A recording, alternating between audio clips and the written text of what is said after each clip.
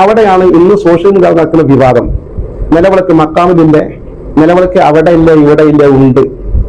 നിലവിളക്കിന്റെ ചരിത്രം പരിശോധിച്ചാൽ അറിയാം, പഴയ കാലങ്ങളിൽ ഇലക്ട്രിസിറ്റി ഇല്ല, പെട്രോമാക്സ് ഇല്ല, അങ്ങനത്തെ ആധുനിക വെളിച്ചത്തിലുള്ള ഒരു സംവിധാനം ഇല്ലാത്ത ആ കാലഘട്ടത്തിൽ ആളുകൾ ധാരാളം കൂടുന്ന സ്ഥലങ്ങൾ മക്കാമായിരുന്നാലും ശരി, ദർസായിരുന്നാലും ശരി, റാത്തിബ് സദസ്സായിരുന്നാലും ശരി, അവിടെ സാധാരണ പോലുള്ള ഒരു വിളക്ക് വെച്ചാൽ അതൊരു തിരി മാത്രമേ ഉണ്ടാകൂ, ഒരിക്കലും വെളിച്ചം കാണില്ല.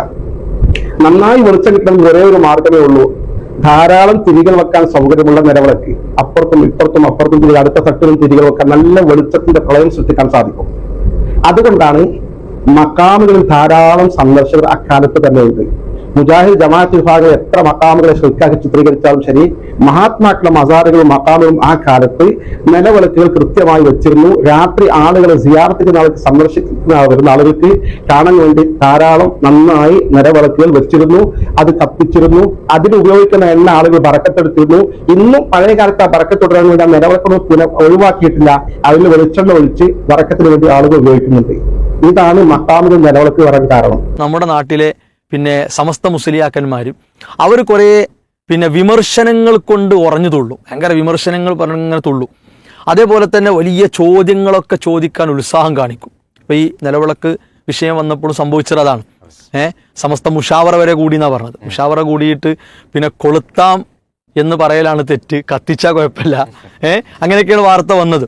പിന്നെ അവരുടെ പത്രമായ സിറാജിൽ പിന്നെ അനിസ്ലാമിക ആചാരങ്ങൾ വർജിക്കുക സമസ്ത എന്ന് പറഞ്ഞിട്ട് അവിടെ നിലവിളക്ക് കത്തിക്കൽ ഒരു പ്രത്യേക മതചടങ്ങായി കാലങ്ങളായി കത്തിക്കൽ എന്നാണ് പറഞ്ഞത്.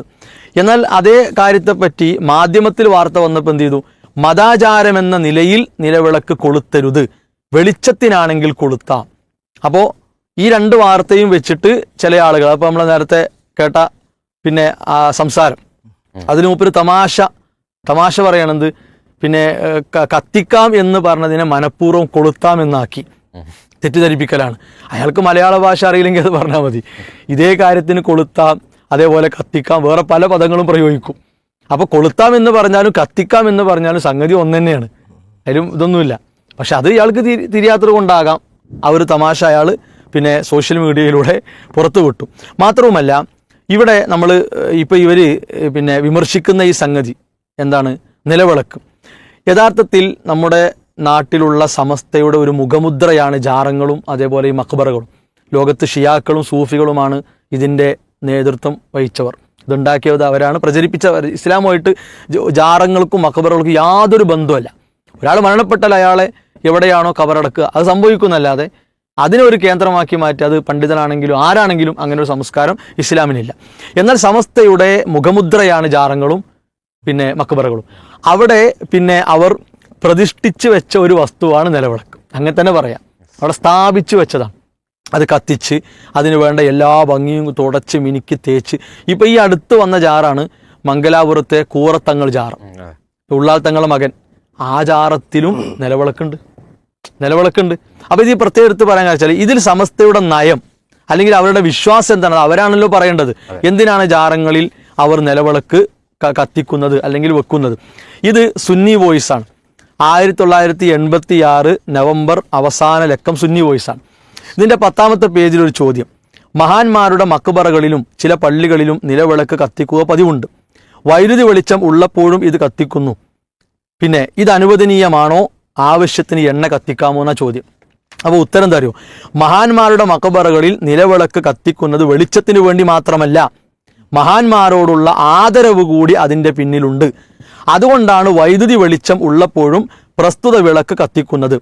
അത് അനുവദനീയമാണെന്ന് മാത്രമല്ല പുണ്യകർമ്മവും കൂടിയാണ്.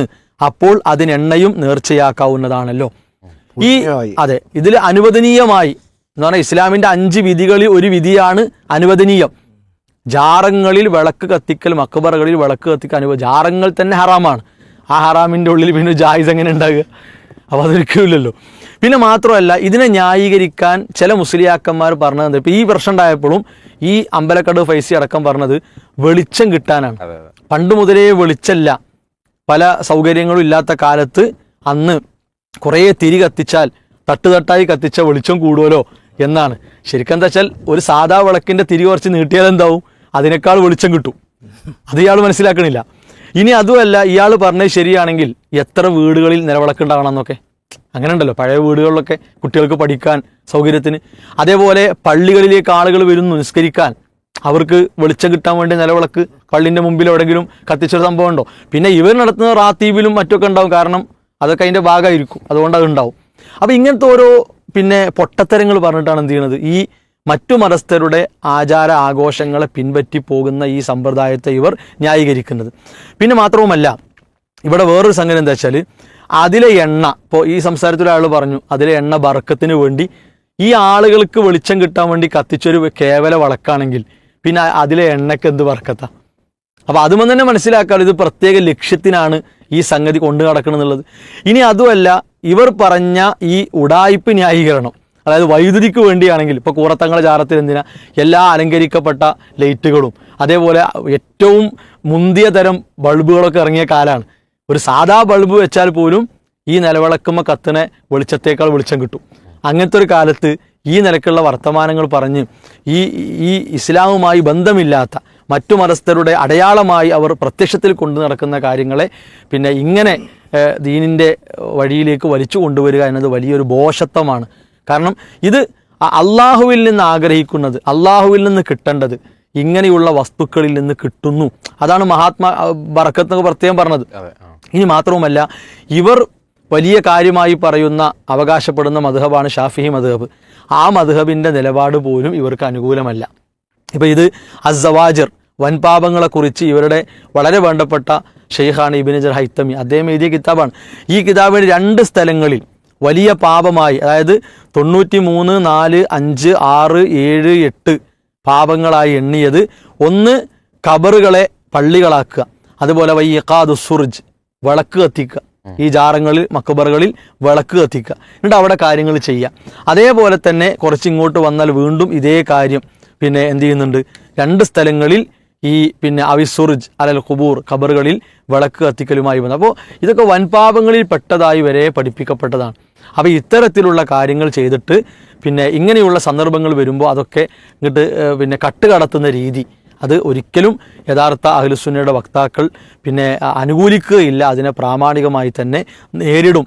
അതുകൊണ്ട് എന്ത് പിന്നെ ദുർബല ന്യായീകരണങ്ങൾ പറഞ്ഞാലും അതുകൊണ്ടൊന്നും ഈ ഒരു പിന്നെ തെറ്റായ കാര്യത്തെ ഒളിപ്പിച്ചെടുക്കാൻ കഴിയില്ല എന്നാണ് സൂചിപ്പിക്കാനുള്ളത്.